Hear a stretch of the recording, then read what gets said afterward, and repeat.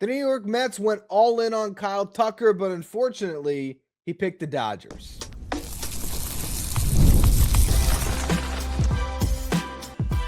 You are Locked On Mets, your daily New York Mets podcast. Part of the Locked On Podcast Network, your team every day. Hello to all you amazing Mets fans. You're listening to Locked On Mets, part of the Locked On Podcast Network, your team every day.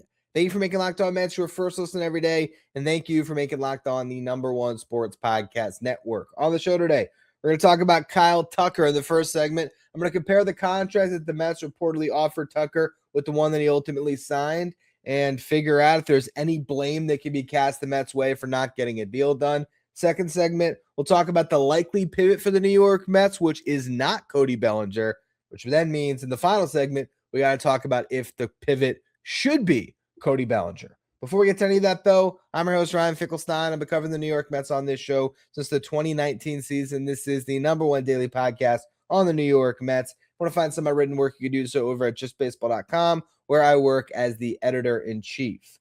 Today's episode is brought to you by FanDuel. The playoffs are here, and FanDuel is in playoff mode. So visit FanDuel, an official sportsbook partner of the NFL, and grab your playoff boost pack every NFL playoff game day.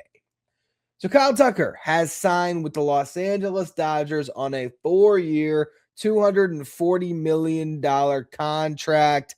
The deal includes $30 million in deferrals, which take the present day value down per year to about $57 million. So ultimately, if you factor in the deferrals, this is more a 4-year, $228 million contract rather than a $240 million contract. And that is important to note because the New York Mets contract did not have deferrals in it. They offered a 4-year, $220 million deal. So ultimately, the Dodgers do give more money to Kyle Tucker. Their offer was higher than the Mets offer in net present value by about $8 million. They were structured differently, though.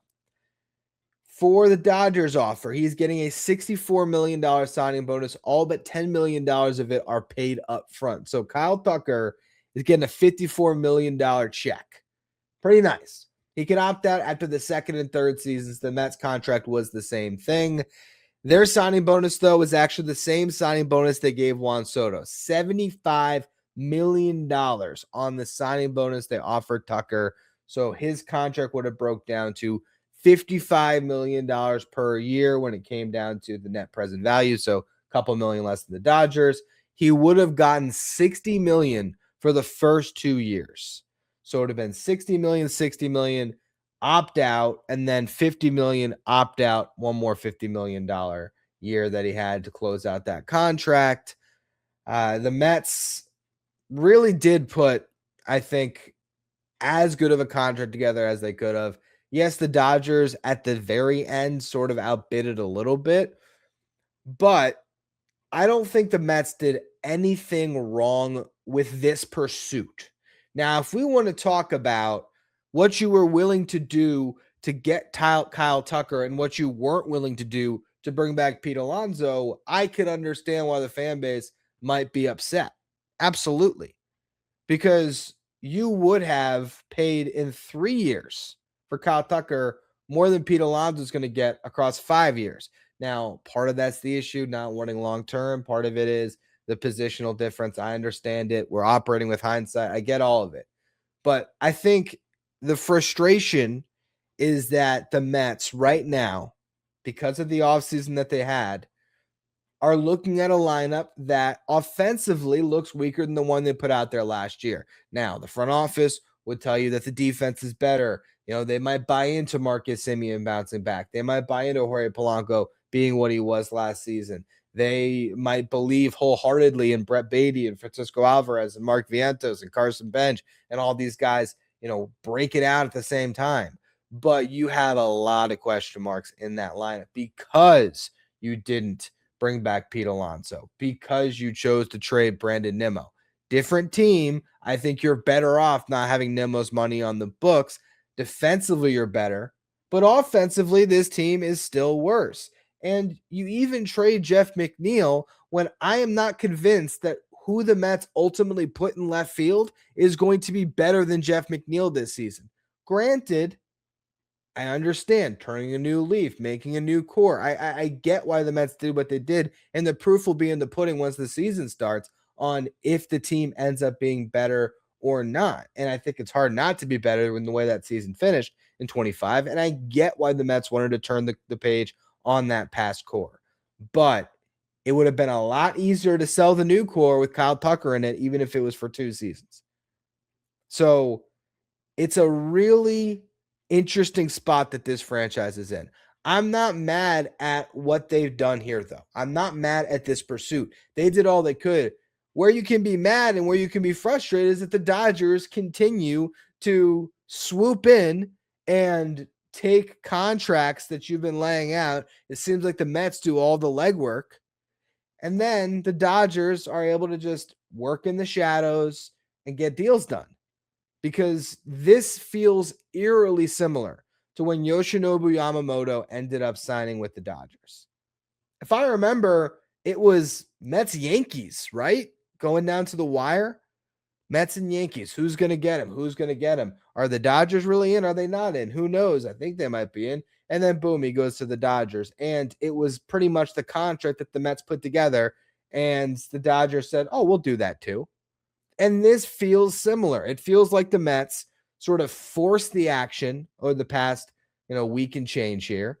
They forced a bidding war to finally start on Kyle Tucker, whose market wasn't moving at all offseason. The Blue Jays have probably been expecting Kyle Tucker to fall into their lap, being the only team that was willing to commit years to him. And turns out that wasn't the strategy that ended up working. Instead, it was give him the high AAV short-term deal. The Mets are the ones that go to $50 million per first. They set that price. They then go from 3 years to 4 years. And ultimately, the Dodgers get a chance to match, and they do. And Kyle Tucker, instead of going to play with the Mets franchise where they just had a collapse, where you have all the pressure on you, all the eyes on you, you get to go play with the Dodgers and win a World Series. And we talked about them throughout this entire process, how this was a possibility. And at the beginning of this process, before, unfortunately, I started to talk myself into it and maybe talk some of you into the fact that this might happen. In the beginning of this process, when we were talking about the Mets' pursuit against the Blue Jays, the thing that I kept coming back to was, if the Mets got him to agree to go to a short-term deal, why wouldn't he just take the same type of a deal from the Dodgers? And unfortunately, that's exactly what happens here. But when it comes to the Mets and their pursuit of Kyle Tucker, if you wanted to criticize it, what you could say is criticizing the lack of awareness that Kyle Tucker didn't want to be a Met. And so, to go through the pursuit that you did, it ended up being, a waste to do so. And you sort of put yourself out there publicly, and in a way, you make yourself look bad, so to speak, because, you didn't come through with it. But you don't want the Mets to not pursue free agents because the Dodgers are out there. You still have to put your best foot forward. And they were close to getting this done if he wanted to be a Met. But he wanted to be a Dodger, and so he's a Dodger. But they put together, honestly, a ridiculous, if not stupid, contract to get Kyle Tucker, because you're going to pay this guy $120 million over the first 2 years of the deal. $120 million. I'm positive, that's more than Brandon Nimmo's getting over the next 5. Again, I know it's not apples to apples, and I'm not going back and saying everything they've done has been a massive mistake. It's just interesting. It's the selective aggression, or it's where is it okay to spend? And obviously the Mets are setting a precedent on where they want to spend. Under David Stearns, the guys the Mets have gone all in on free agency on long-term deals: Yoshinobu Yamamoto, Juan Soto, Kyle Tucker. So if you are one of the best players in the sport, the Mets will be in. And you know what? That's not a bad strategy to have. And it worked with Juan Soto. You got Juan Soto. But now you didn't get Kyle Tucker, and you still have a massive hole in the outfield. and the options to replace it are dwindling, and it doesn't seem like that's where the Mets are going because all the reports are if they don't get Tucker, where are they going to pivot to pitching? Not the worst thing, but it certainly doesn't help what's going on in the outfield. So in the next segment here, let's talk about what's next for the New York Mets, what is likely to happen, and then we're going to close out the show on what maybe should happen but doesn't seem likely with Cody Bellinger.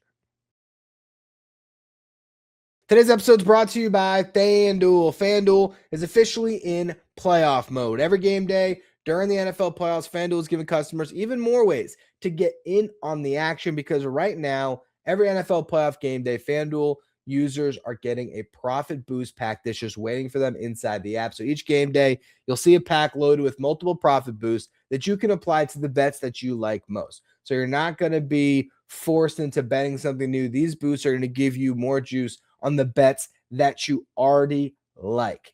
Every play feels bigger, and the boosts make your bets feel that way too. Make your picks, then apply your profit boost to go after even bigger payouts while the playoffs get rolling. So visit FanDuel, an official sportsbook partner of the NFL, and grab your profit boost pack every NFL playoff game day. If you're watching on YouTube, do me a favor and hit that subscribe button. Help us get closer to our next goal of 16,000 subscribers. Now, I know we've been talking about this the last couple days. What happens if the Mets don't sign Kyle Tucker? Well, now we're here. They did not sign Kyle Tucker. What's the next move? It seems like their next free agent pursuit is Framber Valdez. And I'm not mad at that. Framber Valdez is a free agent that I have been pumping up throughout this offseason as a guy that's the perfect fit for the New York Mets. He's a competitor. He pitches a ton of innings. He's durable. He's a ground ball pitcher, and you just formed an infield with Marcus Semien and Francisco Lindor up the middle, so I think he would pitch well in a Mets uniform. Everyone talks about the cross-up with the catcher, and obviously that was a bad look. But I think if you've watched Framber Valdez pitch, he is a bulldog on the mound, and I'm not mad at that. Yeah, you don't want him to drill Francisco Alvarez in the chest this season, but I would hope he learned that particular lesson. And the reality is he was pissed off because he doesn't like to lose, and he just gave up a grand slam. And Framber Valdez, to me, the comp that I've used as far as mentality, he's got a little Pedro in him. He's got a little bit of that, don't bleep with me, I'm going to beat you, and that's a good thing to have. So if the pivot for the Mets is they end up with Framber Valdez, and that's their new ace for the upcoming season, it's a good pivot. If the pivot is you're going to trade for Freddy Peralta and extend him, use some of the money that you're going to give Kyle Tucker and give Freddy Peralta an extension. So trading Brandon Sproat to get Freddy Peralta feels a little more worth it because it's not 1 year Peralta, it's 6 or 7, and that contract is more team friendly than anything you would sign in free agency. Go out and do that. I'm fine with either of those pivots. And you know what? Even in this circumstance, I'm fine with a Lars Nootbaar, Austin Hayes platoon in left field. Because if the Mets get that front of the rotation arm, I think their pitching will have gotten significantly better throughout this offseason because of that addition. And because I think internally it's gotten much better. Just going into the season knowing you have Nolan McLean, it means you're better. Going into the season knowing the depth that you have with Sproat, with Tong, assuming you don't trade those guys, with Christian Scott. The fact that I think Sean Manaea will be much better. The fact that Kodai Senga could be much better. The fact that David Peterson, after the most work he's ever had in a season, the second half didn't look good, but the first half, this guy was an all-star, and he was pitching into the 7th inning in seemingly every start. And Clay Holmes looked good too. So I think if you get an ace like Framber or Freddy, you're in a good spot with that rotation. I think the bullpen, while losing Edwin Diaz was massive, especially for the fan base, I think Devin Williams over the next 3 years will be just as good as Edwin Diaz. I really believe that. I think Luke Weaver's a really good setup, man. And you have still AJ Minter and Brooks Raley, and you have time to make other additions. In the Athletics article talking about where the Mets pivot, they mentioned Sir Anthony Dominguez as an option. That's another guy that throws really hard, that is used to the division, having been on the Phillies. He's also a guy that has plenty of leverage experience in the postseason. So maybe that's another move the Mets make. I'm very curious to see what they do, and I think there's multiple moves that you can make now. The problem is this lineup. Who is protecting Juan Soto? That's the thing. And you can say that protection doesn't matter. It's sort of an overrated aspect, and maybe it is to a certain extent, but there's still that question right now of not knowing who the third best hitter on the New York Mets is. And I mean, I don't even have a possible guess. I really don't. I guess I would say Jorge Polanco. Maybe it's Francisco Alvarez from what he did in the second half, or Brett Beatty from what he did in the second half, or Mark Vientos if he's 2024 Mark Vientos, or if Carson Bench is just immediately the truth and he just comes up and he's awesome. But how many ifs did I just rattle off? So this is such a disappointing series of events because it felt like the Mets were right there. It felt like the Mets had him.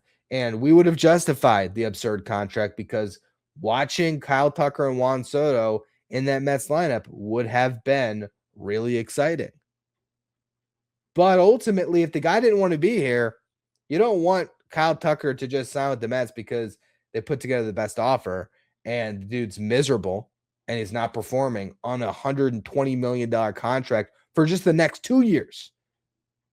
The guy would have got $75 million in a signing bonus. And I do want to point out that the signing bonus is tied into the total value of the contract. So, over the first 2 years, if he got $75 million in the signing bonus, he probably only would be getting like $45 million in actual salary. But who cares? You never know. I mean, the breakdown could have been different. He might have been guaranteed even more money. I mean, it says that the breakdown was 60, 60, 50, 50. So I'd imagine the signing bonus was part of that, 120 over the first 2 years. Maybe it was split up 40 and 35. Who knows? Who knows how all the money was structured? But the bottom line is this guy could have made $120 million with the Mets for 2 years and walked. It's a lot of money that the Mets would have spent, but it doesn't mean that they're just going to automatically increase the payroll by $60 million even. I don't know if they're now going to spend that much on this year's team because it was a special circumstance for a special player. And so we can't just say, all right, $30 million to Framber, $30 million to Bellinger, roll. I will say, though, if you did spend money that way, I think that's a much better baseball team. If you did go the extra mile on 2 free agents because you were about to give one guy double salary, yeah, it probably would make you better, but a lot better than, honestly, a lot. To me, Framber, tell me you have one or the other, Framber and Bellinger or Kyle Tucker. I'm taking Framber and Bellinger anytime. But the thing about this is the Mets are not going to react to appease the fan base. They're not going to throw an absurd amount of money at both Bellinger and Framber because, hey, that's what they had on the table with Tucker. It was they wanted Tucker. They felt that was the length they had to go to get him. If they're going to get him on a 4-year deal, that was the salary figure they had to put forth. And the Dodgers ended up taking it off their hands. And in some ways, I don't know if I could say the Mets are better off to not have that contract on the books, but it does give them a lot of other possibilities. And I think they can still put together a really good team. If it's Framber and Lars Nootbaar and Austin Hayes, signing Sir Anthony Dominguez too, and I don't think it's a bad baseball team. But when you make this much of an effort to sign a top corner outfielder, and there's another one on the market that arguably is a better roster fit for you anyway, it does beg the question, do they revisit Cody Bellinger and do they consider giving somebody a long-term deal?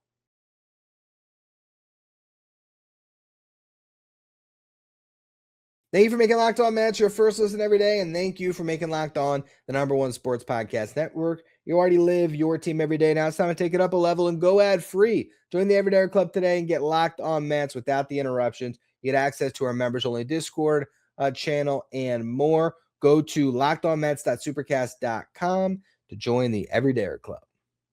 All right, so why not Cody Bellinger?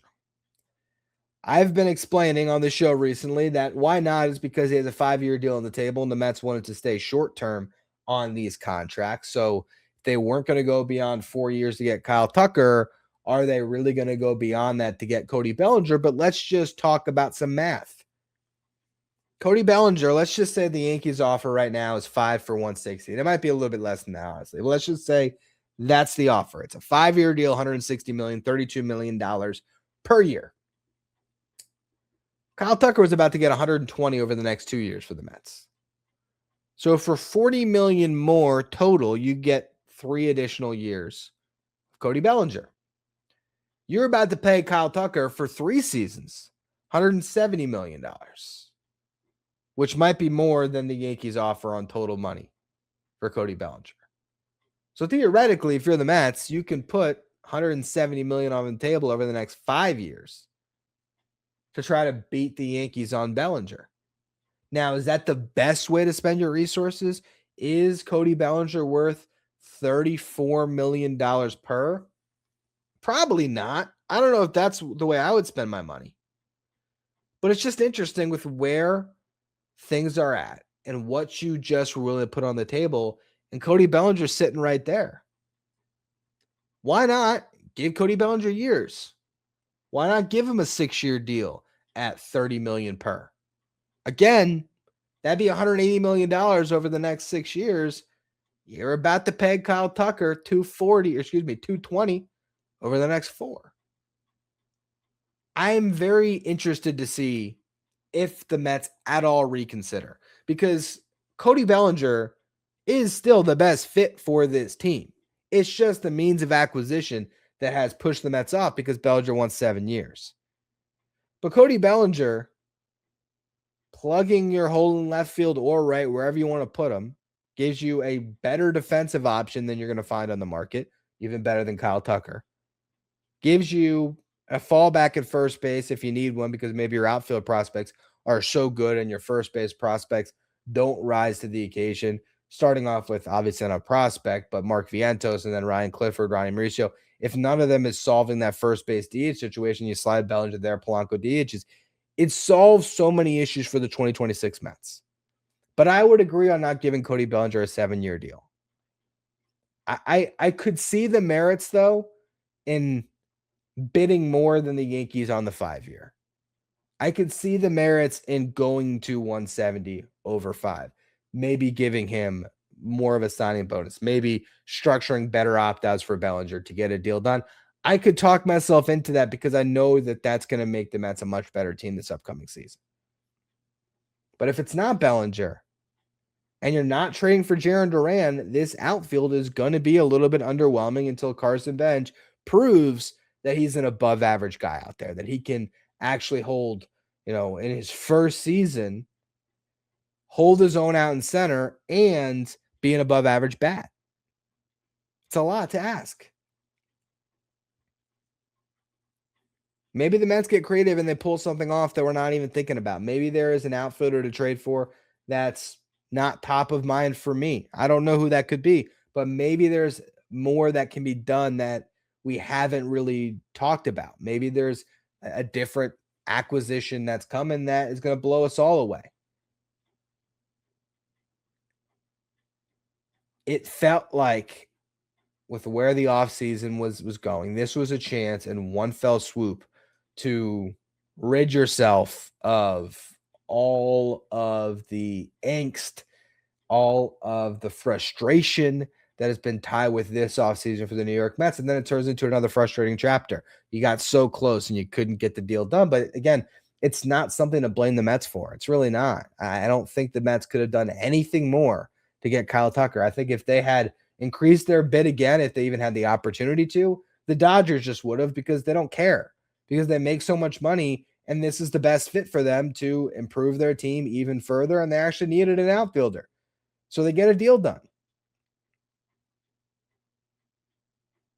The Mets now have to make a splash, though. They can't sell to their fans, oh, well, Framber got a 6-year deal from Baltimore, so we were out there, and Bellinger got a 7-year deal from the Yankees, so we were out there, and then Freddy Peralta, well, we were okay giving one top 100 prospect, but not 2, and the Yankees gave a better package, so Freddy Peralta got traded there. So we're just going to sign Chris Bassett and Sir Anthony Dominguez and Austin Hayes, and we're going to get Lars Nootbaar. We're going to plug and play all of them, and we got our prospects, and we're going to be good to go, and we're still going to be good. Could they? Could they still be good with that team? Yeah, it's possible. But you were right there on Kyle Tucker. You had your fan base bought in that Kyle Tucker was going to be a New York Met. And what were you doing, Steve? What were you doing? Let me know when you see smoke. For those of you who didn't watch it, I did a full live stream reacting to that tweet because I was just refreshing my phone and I answered a bunch of questions. It was a fun stream. I posted the audio to the channel as well. So if you you're listening on the audio side and you didn't catch it, you can check that whole stream out. I think that this is something you tweet out when you put a $75 million signing bonus on the table and you hadn't heard back and you're wondering what's happening. And what was happening was the Dodgers were taking your offer, changing it and bending it to fit their needs a little bit. But ultimately, the present day value being close, actually a little bit better with the Dodgers offer. They top it, and they top it enough where they get a deal done. Maybe at that point, the Dodgers, when they saw what the Mets were offering, maybe they said, will this get it done? And they said, no, if we take this back to the Mets, they're going to give us more. So, can you beat this offer? And if you beat it, we're not going to take it back to the Mets. And maybe that's how they beat it. But who knows? Who knows exactly what was going on between Tucker and his agent and how it all fell out. But the Mets really tried here, and I give them a lot of credit for that. They could have just sat on the outside because no one expected them to go out and get Kyle Tucker. But they didn't. He was the best player available. He's probably the best player available for the next 3 off seasons. And they really tried. And this is why you got to develop your own talent, because then you're not as reliant on signing Kyle Tucker or signing Juan Soto if you have outfielders that you've already developed. And the Mets luckily do. So, worst case scenario with this team this upcoming season, we're going to see a lot of Carson Bench and a lot of Jet Williams and maybe a little bit of Nick Morabito and AJ Ewing, and even Ryan Clifford can flex out, play a little bit corner outfield too. We're going to see the kids a good amount, I would think. And ultimately, in the future, this could be a core that is really great for the Mets. But trying to win now, they have a lot of work that still has to be done here. They got to figure something out. If it is just improving the rotation, hey, an ace is not something to poo-poo. I'd be happy if they got Framber. I'd be happy if they got Freddy. And I understand them not getting Bellinger. I really do. You can just look at what they offered and think, okay, well, now it's kind of stupid to not just go for Bellinger because you were willing to spend so much on Tucker. But if you don't think Cody Bellinger is a good investment, then don't invest there. And if you think a better way to build your team is to take a flyer on Luis Robert, take that flyer on Luis Robert, because you know what? Maybe you're right. Maybe Luis Robert does have a great season, and it turns out to be a great trade, and Carson Bench is in left and Roberts in center, and that's your team. We'll just have to see what the pivot is. But I do expect the Mets to pivot relatively quickly on something. We saw it with the Red Sox. Alex Bregman goes to the Cubs, and a couple days later, the Red Sox are jumping on the Ranger Suarez signing. So whether it's the Mets just saying, you know what, fine, we'll go to 5 years for Framber. Whether it's the Mets putting together the package that gets Freddy Peralta, or whether they have a change of heart and they decide to go a little bit longer term to get Bellinger, I expect that they're going to do something here soon to try to improve this team and make sure that they aren't left holding the bag with no one to give it to. And we just have to watch and wait and see what is going to unfold next. That's going to be all for this edition here of Locked On Mets. I appreciate all of you for tuning in throughout the length of the Kyle Tucker sweepstakes. It was a fun week. We had fun with it. Just reminiscent of the Yoshinobu Yamamoto weeks of a couple off seasons ago. Really thought it was going to be Yamasoto. It was going to be a trade for Soto that off season and signing Yoshinobu Yamamoto. But at least they were the ones to sign Juan Soto to the 15-year deal. At least they didn't waste assets trading for Juan Soto.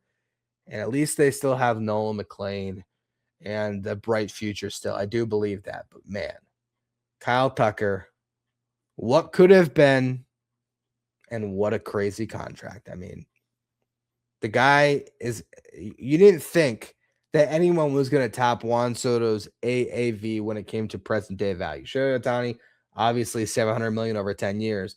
Most anyone has gotten paid for a year, but he's getting all of his money down the road. The $51 million that Soto was getting on an average annual basis for the luxury tax, no one's going to top that. An offseason later, Kyle Tucker tops it by $6 million. Wild. Now, Soto got his deal over 15 years and he got, $645 million. No, $545 million more guaranteed. So I'd say Soto still did pretty good, but it's just wild where the bidding went. And I think it went there because of the Mets. So I guess credit the Mets for bloating the Dodgers payroll even more and for pushing Kyle Tucker away from the Blue Jays. Who knows? That's a whole other thing too. It's not locked on Blue Jays, but what do the Blue Jays do? What does this mean for Bichette, for all these other free agents on the market? I do think that this does ultimately make for a more interesting next couple of weeks because you have so much competition now, it feels like, for every free agent. It feels like now if the Mets are really in on Framber, he's got a lot more of a market. Now, if you can get the Blue Jays back in on Bichette, he has more of a market. Now for Bellinger, if the Mets get in with the Yankees, that is more of a market. Who knows? Maybe the Blue Jays decide to pivot to Bellinger instead of pivoting to Bichette. I think it's another possibility. So wild turn of events. Again, that's going to be all for today's show. I imagine I'll be doing some shows over the weekend, whether it's reacting to news or rumors or just breaking down the team. I've been planning to talk about Brett Baty over full season for a while now. So maybe we'll talk about if Brett Baty can have a full season break on tomorrow's show. But regardless, appreciate you all for tuning in. Make sure you follow, rate, and review wherever you get your podcast. Subscribe if you are watching on YouTube. Thank you for making Locked On Mets your first listener, your first watch every day. And thank you for making Locked On the #1 sports podcast network.